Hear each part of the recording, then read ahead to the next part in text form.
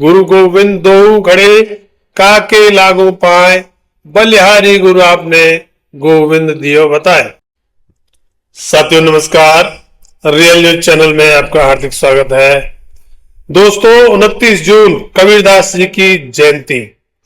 कल्पना कीजिए 15वीं सदी की वाराणसी, गंगा किनारे घाटों पर आरती की ज्योति जल रही है, मंदिरों में घंटे बज रहे हैं, मस्जिदों से अजान की आवाज आ रही है और उसी शहर में लहरतारा तालाब के कमल पर एक शिशु प्रकट होता है और नीरू और नीमा नाम के एक गरीब जुलाहा दंपत्ति उस शिशु को गोद ले लेते हैं और उसका नाम रखते हैं कबीर। ये कोई साधारण शिशु नहीं था, ये थे संत कबीरदास, वह महान आत्मा जिसने पूरे भारत को एक नया संदेश दिया। न हिंदू न मुसलमान, सिर्फ इंसान और सत्य। दोस्तों आज हम इस खास जयंती पर कबीर की पूरी कहानी सुनते हैं। उनका रहस्यमय जन्म, गुरु से मिलन, जीवन के संघर्ष, उनके क्रांतिकारी दोहे, चमत्कारी घटनाएं और वो अमर संदेश जो आज भी हमारे दिलों में गूंजता है। तो तैयार हो जाइए, क्योंकि कबीर की वाणी सुनकर आपका मन गदगद हो जाएगा। कबीर छोटे से घर में पले, दिन भर सूत काटते, कपड़ा बुनते, लेकिन उनकी आंखें इस संसार की बुराइयों को देखकर बेचैन रहती। जात पात, छुआछूत, मंदिर मस्जिद का भेदभाव, पंडितों का पाखंड, मौलवियों का दिखावा, सब उन्हें चुभता था। वे सोचते कि क्या ईश्वर इतना छोटा है कि सिर्फ एक धर्म में समा जाए। फिर एक दिन उनकी मुलाकात हुई एक महान संत से, स्वामी रामानंद जी से। कहानी बड़ी अनोखी है। रामानंद जी नीची जाति के लोगों को दीक्षा नहीं देते थे। कबीर जी ने सोचा मुझे इन्हीं से नाम लेना है। एक सुबह जब रामानंद जी गंगा स्नान के लिए जा रहे थे तो कबीर जी घाट की सीढ़ियों पर बच्चे का रूप धारण करके लेट गए। रामानंद जी का पैर अनजाने में कबीरदास जी की छाती पर पड़ गया। वे झुककर बोले राम राम। कबीर तुरंत उठे और राम नाम जपने लगे। बस उसी पल रामानंद जी उनके गुरु बन गए और कबीर जी ने गुरु को भी सिखा दिया कि सच्चा गुरु किसी जाति को नहीं देखता। गुरु गोविंद दो खड़े काके लागो पाए, बलिहारी गुरु आपने गोविंद दियो बताए। दोस्तों ये दोहा समझाता है कि गुरु ही वह द्वार है जो हमें ईश्वर तक ले जाता है। पहले गुरु को प्रणाम करो, फिर गोविंद को।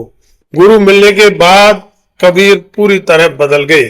वे निर्गुण ब्रह्म, बिना रूप बिना आकार वाले एक ईश्वर में विश्वास करने लगे। उन्होंने कहा राम और रहीम एक ही हैं। हिंदू और तुर्क यानी मुस्लिम दोनों एक ही मिट्टी के बने हैं। वे बाजार में खड़े होकर गाते, कबीरा खड़ा बाजार में, मांगे सबकी खैर, ना काहू से दोस्ती ना काहू से बैर। कबीर जी ने समाज की हर बुराई पर प्रहार किया। उन्होंने मूर्ति पूजा, व्रत उपवास, तीर्थ यात्रा, जप तप सब पर सवाल उठाए। उनका संदेश था ईश्वर तुम्हारे अंदर है, बाहर मत ढूंढो।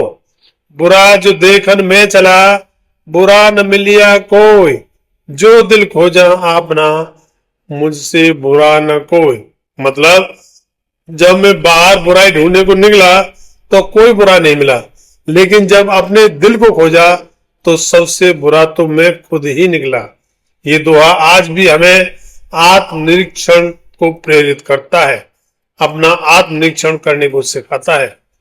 चलती चक्की देखकर दिया कबीरा रोय, दो पाटन के बीच में साबत बचा न कोई। समय की चक्की सबको पीस डालती है, न राजा बचेगा न रंग।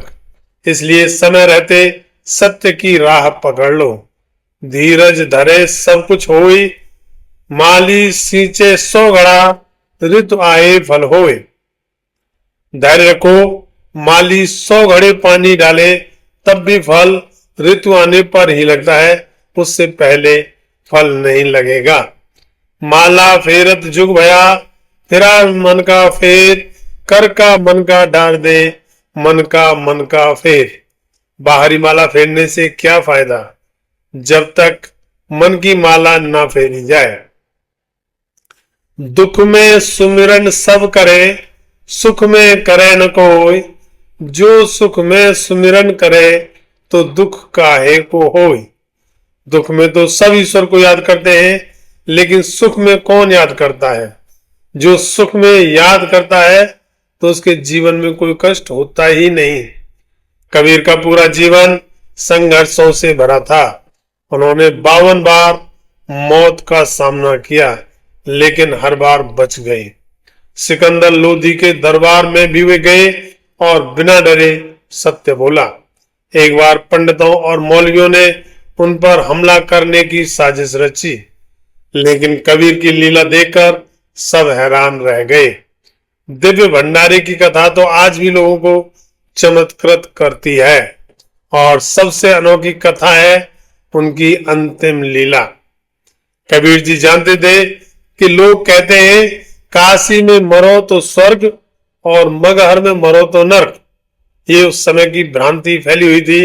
उन्होंने इस अंधविश्वास को तोड़ने के लिए 1518 में काशी छोड़कर वे मगहर पहुंचे। वहां पर उन्होंने कहा, चादर बिछाओ, मैं ओढ़ लूंगा। जब उनके निधन हो गया तो हिंदू और मुस्लिम दोनों पक्ष उनके अंतिम संस्कार के लिए आपस में लड़ने लगे, लेकिन जब चादर हटाई गई तो शरीर की जगह सिर्फ फूल मिले। हिंदू और मुसलमान दोनों वहां थे, दोनों ने फूल बांट लिए। आज भी मगहर में 2 समाधियां हैं, एक हिंदू एक मुस्लिम। दोस्तों, कबीर ने साबित कर दिया, सच्चा संत कहीं भी मरे वह ईश्वर में लीन हो जाता है। आज के इस युग में जहां धर्म के नाम पर नफरत फैलाई जा रही है, जाति के नाम पर बंटवारा हो रहा है, कबीर का संदेश कितना जरूरी है। वे कहते हैं, सबको समान देखो, अंदर झांक कर देखो, सत्य बोलो, प्रेम करो। कबीरा मन निर्मल भया, जैसा गंगा नीर, पाछे लागे हर फिरे, कहत कबीर कबीर। यानी कि जब मन गंगा जैसा निर्मल हो जाता है तो स्वयं हरि पीछे पीछे चलने लगते हैं।